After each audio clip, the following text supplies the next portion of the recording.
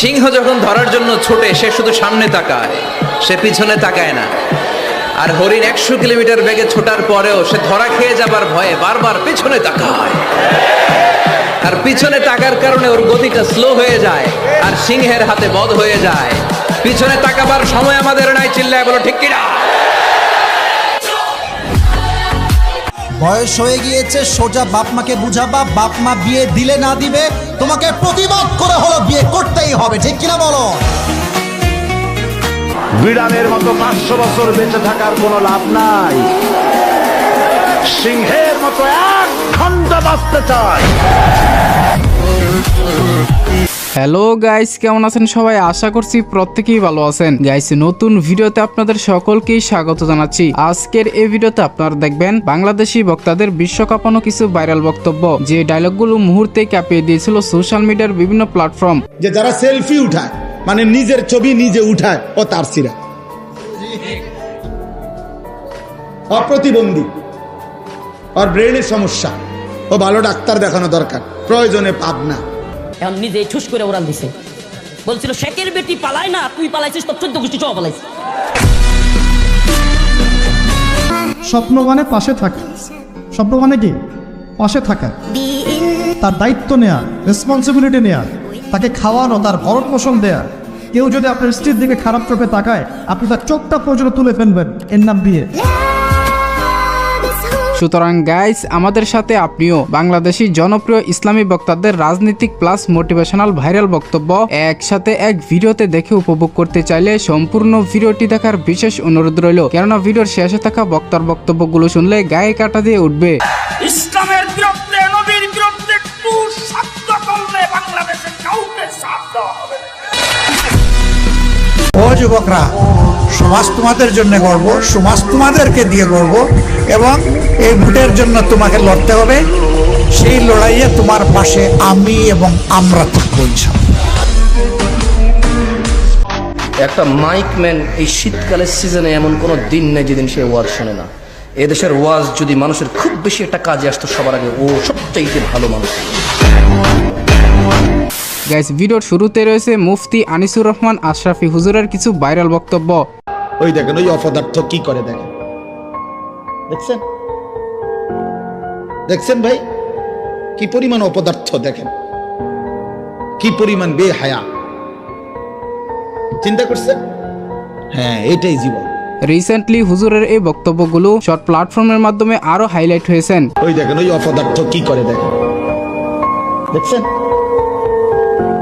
দেখছেন ভাই, কি পরিমাণ অপদার্থ দেখেন। এছাড়াও গাইস, হুজুরের একজন চরম লেভেলের ভক্ত হচ্ছেন আমার এক ফ্রেন্ড। পার্সোনালি হুজুরের মোটিভেশনাল কথাগুলো আমার কাছে অনেক ভালো লাগে।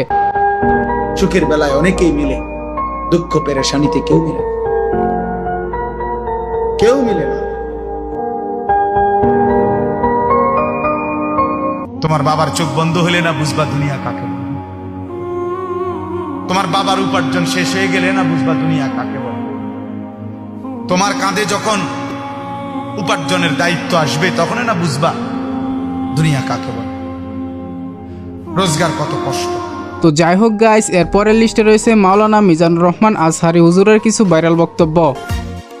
এত মায়া, এত ভালোবাসা কই যাবে?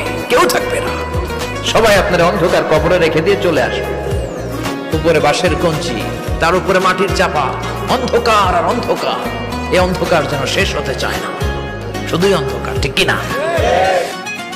হুজুরের এই বক্তব্যগুলো শুনে হাজারো যুবক তার জীবন পাল্টে ফেলেছে। একটা কথা জীবনের সাথে সেট করে নিতে হবে, আমি জিতি নয় শিখি, আমি কখনো হারি না, আমি কখনো হারি না, আমি হয় জিতি নয় শিখি। চিল্লায় বলো ঠিক কিনা?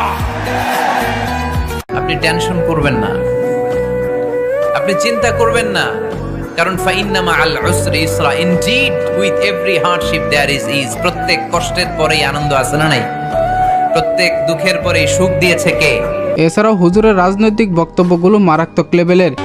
প্রতিবেশী দেশকে বলবো, আপনারা নিজের চরকায় তেল দেন, আপনারাও শান্তিতে থাকেন, আমাদেরকেও শান্তিতে থাকতে দেন। সব চেঞ্জ করা যায়, প্রতিবেশী চেঞ্জ করা যায় না। কিন্তু প্রতিবেশী হলে বন্ধুত্বপূর্ণ আচরণ করতে হয়। প্রতিবেশী যদি বন্ধু না হয়ে প্রভু হতে চায়, এরকম দানব প্রতিবেশী কেউ চায় না। তো যাই হোক গাইস, এরপরে আমরা দেখবো আবরারুল হক আসিফ হুজুরের ভাইরাল বক্তব্যগুলো। যেই মেয়ে বলবে আমি কিছু বুঝি না, আমার কেউ নাই, আমি একা, বড্ড একা, দাল মে কুছ কালা তো জরুর হ্যায় ওয়াহাঁ পে।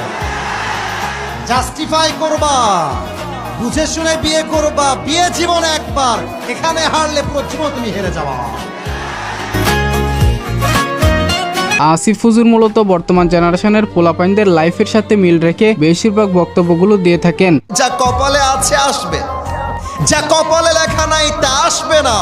অতএব যেই মেয়ে তোমাকে ছ্যাঁকা দিয়ে ব্যাকা করে দিয়েছে ওইটা ভুলে যাও, ওইটা তোমার কপালে লেখা নাই যুবক ভাইরা, বলো। এছাড়াও তিনি অনেকটাই মিজানুর রহমান আজহারি হুজুরকে কপি করার চেষ্টা করেন, তবে এটা কোনো খারাপ বিষয় নয়। পুরুষ মানুষের ছায়া খাওয়ার কোনো ওয়ে নাই, মেয়েদের জন্য একটা বিয়ে জায়েজ, পুরুষ মানুষের 4টা বিয়ে জায়েজ। ছাকা খাইলে মেয়েরা খাবে, আমাদের কোনো ওয়ে নাই যুবক ভাইরা। এনিওয়ে গাইস, এরপরে আমরা একটু আল্লামা মামুনুল হক সাহেবের গরম লেভেলের ডায়লগগুলোর দিকে যাই। একটা মাত্র জীবন দিছো, আর ওই একটা জীবন দিয়ে আল্লাহ তোমাকে কিভাবে দেখাবো যে আমি তোমাকে আর তোমার দিনকে কতটা ভালোবাসি। তুমি আমাকে 1000 জীবন দান করতাম, একটা একটা করে জীবন তোমার জন্য উৎসর্গ করে তোমার বান্দা আব্দুল্লাহ বিন হুযাফা দুনিয়ার সামনে প্রমাণ করে দিত ইমানদারের কাছে ইমানের দাম কত বেশি। মামুনুল হক সাহেবের এরকম গরম লেভেলের হুঙ্কারগুলো শুনলে গায়ে কাঁটা দিয়ে ওঠে। কেউ যেন আল্লাহর জমিনে কথা মনে না করেন যে আপনি ইসলামের পক্ষে না দাঁড়ালে ইসলামের কাজ হবে না। কেউ যেন কথা মনে না করেন আপনাকে বাদ দিয়ে আপনার জমিনে কোনো কিছু হতে পারে না। কেউ যেন কথা মনে না করেন কোন ভূখণ্ডে তাকে মাইনাস করে কোনো কিছু হতে পারে না। আমার আল্লাহ 1000 বার কথা প্রমাণ করে দিয়েছেন। অনেক প্রভাবশালীকে আমার আল্লাহ কানে ধরে উৎখাত করে দিয়ে দুর্বল মানুষের দ্বারা আল্লাহ তার দ্বীনকে জিন্দা করে দিয়েছে। এছাড়া হুজুরের রাজনৈতিক বক্তব্যগুলো ছিল অন্য লেভেলের। এবার ইসলামী দলগুলোর ঐক্যবদ্ধ আন্দোলনের মধ্য দিয়ে গোটা বাংলার তাওহীদি জনতা জেগে উঠেছে। গাইস, এরপরে আমরা দেখবো আল্লামা দেলোয়ার হোসেন সাঈদীর কলিজা কাঁপানো বক্তব্যগুলো। এ কথা বিশ্বাস করো, বাংলাদেশের মুসলমানদের শরীরে এক বিন্দু রক্ত থাকতে শয়তানের তৈরি করা ধর্মনিরপেক্ষ মতবাদ বাংলার জমিনে কায়েম হতে দেওয়া হবে না, হবে না। আসলে এরকম একটা সাহসী ইসলামিক বক্তাকে হারিয়ে আমরা খুবই শোকাহত। আল্লাহ পাক উনাকে জান্নাতুল ফেরদৌস নসিব করুক, আমিন। বিড়ালের মতো 500 বছর বেঁচে থাকার কোনো লাভ নাই, সিংহের মতো এক ঘন্টা বাঁচতে চায়। উনার প্রত্যেকটি কথাই ছিল আগুনের গোলার মতো। জামাত ইসলামী এই দেশে নতুন ভুইভোর নয়, এদেশের কচুরি পানা নয়।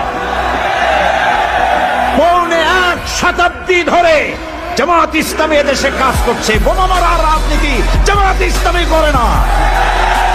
যাই হোক গাইস, এরপর আমরা দেখবো মাওলানা রফিকুল ইসলাম মাদানী হুজুরের রাজনৈতিক বক্তব্যগুলো।